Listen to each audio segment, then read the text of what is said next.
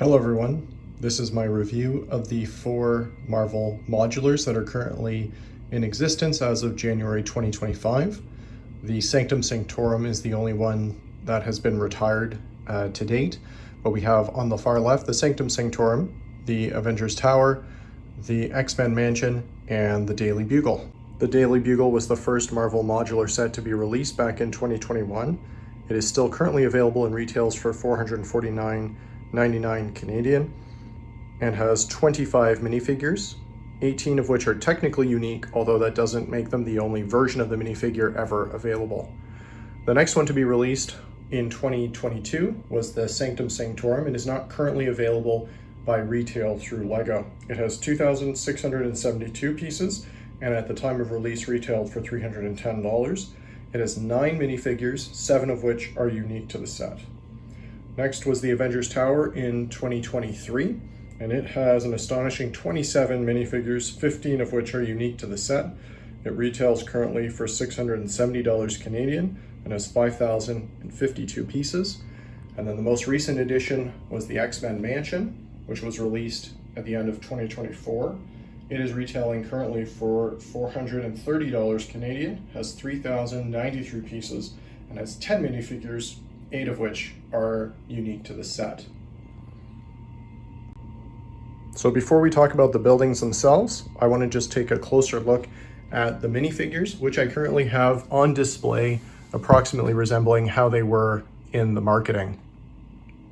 For the Sanctum Sanctorum, you have a unique Spider-Man, but he's not that different from any other retail versions, but does have some nice leg and arm printing and does have dual molded legs. This Wong is not unique to this set. There was, of course, another Ebony Maw in the other Sanctum Sanctorum set, but he is technically unique to this set. I believe this is a duplicate Iron Man as well as a duplicate Doctor Strange, but there are 2 alternate versions of Doctor Strange which are unique to this set, as is this excellent version of Scarlet Witch, which is my favorite version of the character in minifigure form, and then a terrific Baron Mordo with a really unique hairpiece, which I think was first released in this set. Of course, 9 minifigures does pale in comparison to the enormous collection in the Avengers Tower. However, you do have a lot of duplicates in this set, including essentially 2 of the same versions of Captain America, except for the helmet, 3 Shield Troopers, which I do like as minifigures, a Nick Fury who is not unique, a Pepper Potts who is very similar to other versions, and Robert Redford's character, I think Pierce is his name. I should have looked that up beforehand. But he is unique, although he's pretty easy to recreate, as I think the torso was available on bricks and pieces. You do have a new War Machine and Iron Man, but again, those are very common minifigures in other sets, even if they're not completely unique. Wasp, the Tony Stark version, is also not new, and neither are the Chitauri Warriors, although it is a unique Black Widow and Loki. Again, there's another Wong, exactly the same as in the Sanctum Sanctorum set. A new Hawkeye, a new Vision, which is a really cool minifigure, but again illustrates some of the problems LEGO has had with their trans blue bricks, because my version doesn't even have the same shade of trans blue for each of the legs, let alone when we get to the actual building itself, there's a lot of different shades of this trans blue window. Up at the top, we have Eric Selvig, who's a cool minifigure, but could be approximated with a lot of purist creations. Another version of Falcon, which is pretty good, but he's been done several times before, and a new updated version of Destroyed Ultron. And there's Scarlet Witch. She's very similar to other sets. And then Helen Cho, again, a cool minifigure to have, but not that unique. And if you're really into the Kevin Feige kind of hero worship, well, there he is as minifigure, but I think Stan Lee would have been a much better option. I really like the colorful minifigures in the X-Men Mansion, even if they're not necessarily the best versions of the character. I do really wish that they had essentially the CMF version of Wolverine, but this one's not terrible. The Gambit minifigure is quite good, as is Rogue. Cyclops is technically exclusive to this set, but that's only because he has leg printing. He's otherwise identical to the Quinjet set. That's a new Magneto who's pretty good. I like that Storm, but again, very similar to the CMF version. Bishop is really excellent. Jean Grey's quite good. Love Iceman. And people have already commented on how disappointing Charles Xavier minifigure is, but I do like the build for his wheelchair. The one thing, of course, to note, and we'll discuss the variation in quality when we get to the Daily Bugle with Daredevil, but the face printing for Jean Grey and for Gambit is a little bit disappointing, as that skin tone is just not quite right. It does look a little bit pale, and they have a similar problem with the Captain America minifigure from the Avengers Tower. Finally, the Daily Bugle with a huge collection of minifigures. What I really liked about this is that they have lots of civilians, which is actually quite unique for the Marvel sets, and I think gives the opportunity to have lots of fun poses with a lot of action and a lot of stakes as you have civilians in danger. Terrific build for Sandman, and we're going to talk about the side builds later on in this video. That Daredevil printing on the face is excellent, and it shows what LEGO can achieve, although I think it's probably technically easier for them to print onto a lighter color background, but still, that's really the quality that they should be aspiring to for all of their face printing, in my opinion. Great minifigures back here. Punisher back there, Spider-Ham, although not unique to the set, was a very fun addition. Mysterio, not unique. Spider-Gwen, not unique. This Spider-Man was unique, but again, you get Spider-Man in pretty much every second Marvel set. Green Goblin, not sure if he was unique or not. Doc Ock, I think technically unique, but I think just because of his arm build, so not really that unique. Peter Parker and Gwen Stacy. Black Cat, excellent minifigure. And Starfire, I want to say, also a really good minifigure. But really the highlights in my mind are the Punisher, Daredevil, and Black Cat. And those are really top-notch minifigures for this set. Oh, and how could I forget? Blade, also excellent minifigure and unique to this set. So at this point in the video, I'd like to go over the side builds that came with the larger modular sets. Technically, you don't really have a side build for the Sanctum Sanctorum, but I thought I would include this little bit of Gargantos peeking out.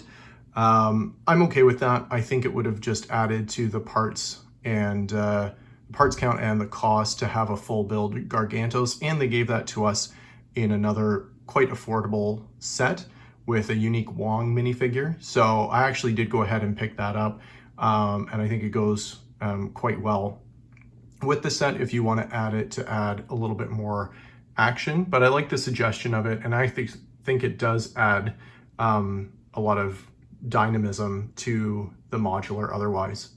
The Avengers Tower, as you would expect, came with a number of side builds. So I actually do really like this mini build for the Quinjet. I understand it's not to scale, but the look of it for the size of it was great. I think there was terrific parts usage, and I'm actually really excited that the airport battle that's coming out in 2025 has an Avengers Quinjet of a similar size, because I think that will just integrate very, very well into the Avengers Tower,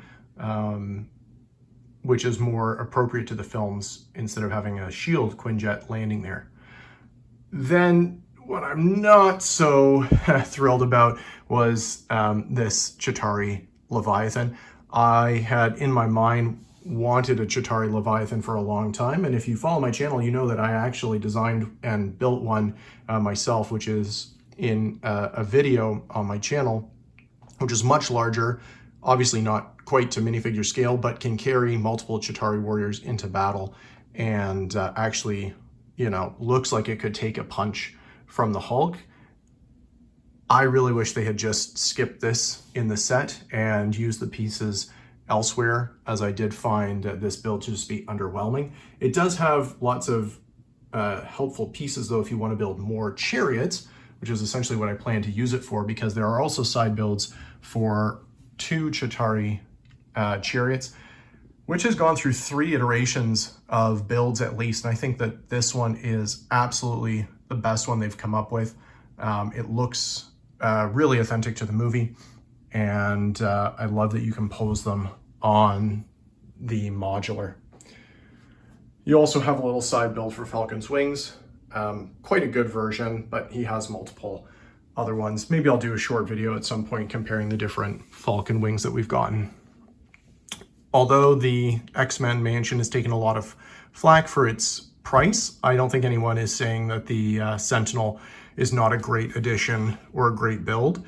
I think a lot of people would have loved a mix of X-Man and Brotherhood of Evil Mutant characters to have some mutant on mutant battles, but having a huge, beautifully built, brick-built Sentinel as their adversary just allows you to get more X-Men in the X-Men mansion. And I think that's appropriate, especially as I hope that LEGO is going to create a number of more X-Men sets for retail that will allow us to add more X-Men and Mutant Brotherhood characters to our collection. This Sentinel is fantastic. It's really much, much better than the Sentinel that was in the original Quinjet version. And I think the size of it looks imposing and threatening, just as it should. And I love the color scheme. They're really fun colors that we don't get a lot in LEGO. And I love that it has some action features that you can pose the X-Men on. Finally, the Daily Bugle has a really fun sand build for Sandman, which makes him much more imposing and threatening and dynamic. And then a nice little build for the taxi. My one beef with it, having kids, is that it's not the most play-friendly taxi. It comes apart very easily. The roof kind of pops off and is a bit flimsy compared to most other vehicles that LEGO has built, but it still looks great and was a very appropriate addition to a set like this. The Green Goblin Flyer, I suppose, another side build. It's quite small, but it does the trick and allows them to be posed. Oh, and then I did almost forget, you get a spider buggy, which is kind of cute, but, you know, I don't know, kind of forgettable in my opinion. But it is nice for what it is. So with the side builds out of the way, I want to just talk about the modulars themselves. I'm not going to go through each of the interiors in detail, as there are lots of other videos that people have posted where you can do that if you want. The purpose of this video is to try and compare and contrast them.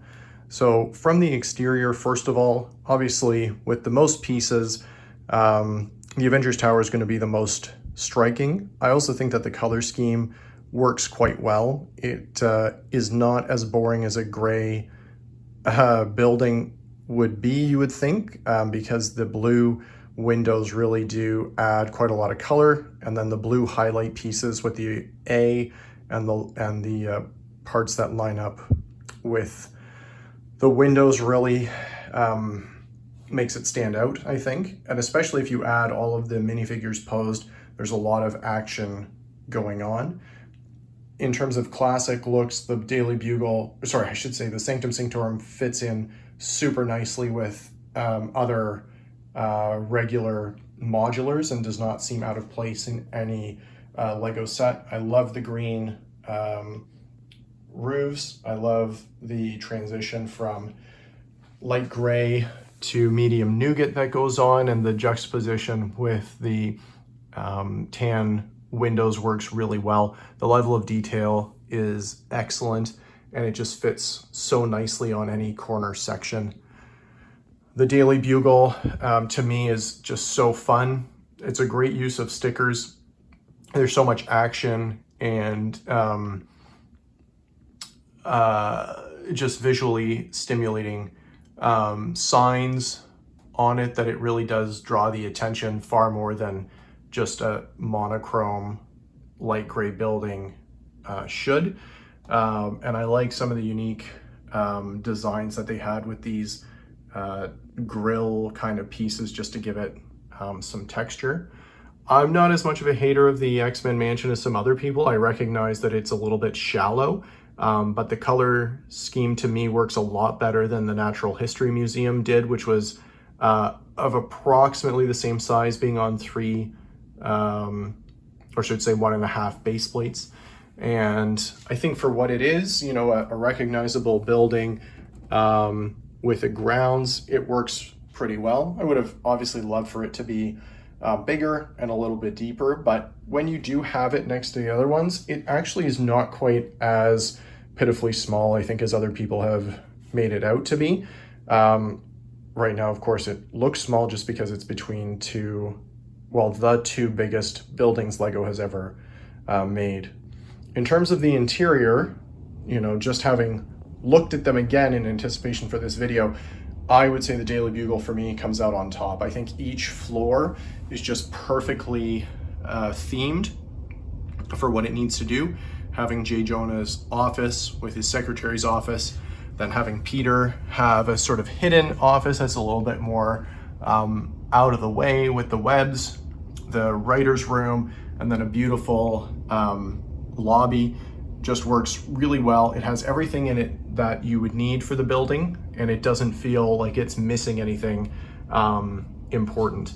The Sanctum's interior is good. I like the level of detail. The staircase works okay. I do wish that the top floor had been tiled off, as I think that that was a serious lapse in the design. It makes it look very unfinished, and it is one of the things I want to do to add to it. And I think the walls could have just held far more trophies and been a little bit more visually appealing. But apart from that top floor, I think everything else inside the Sanctum works really well. On my comparison between my custom Avengers Tower and this Avengers Tower, I did talk about my feelings on the interior. I think each level is very nicely done. They're all tiled off, which looks great. They have some interesting things inside them, but the reality is that I think a lot more could have been packed in there, and frankly, the purpose of some of the floors, I'm really not sure on. So I am excited to get to work modifying them, and I will share that video with you when that task is complete. In terms of the interior of the X-Men mansion, I actually quite like it.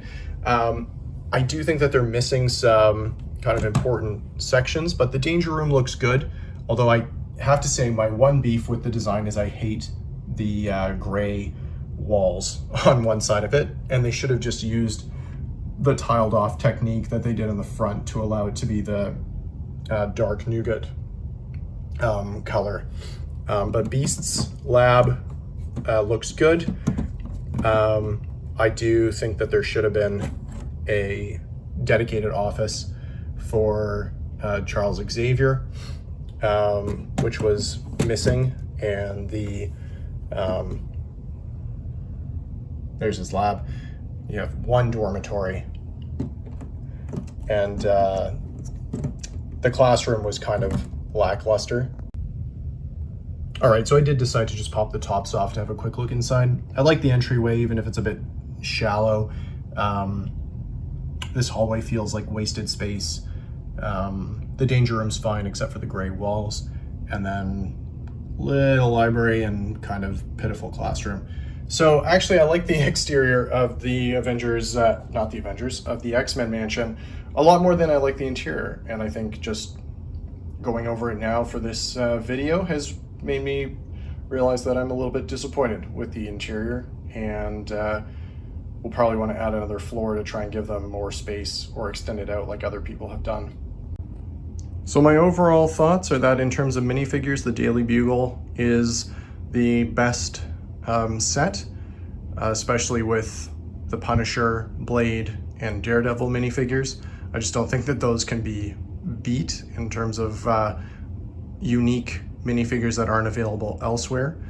In terms of the aesthetics, I do love the Sanctum Sanctorum, as I'm a big traditional modulars guy, and I think it looks fantastic. But just the scale of Avengers Tower is quite awesome. So it's a toss-up between those two on any given day, although I have a soft spot for the Daily Bugle and really like it a lot. As I said, the X-Men mansion I don't hate, but it probably does come in fourth in that respect.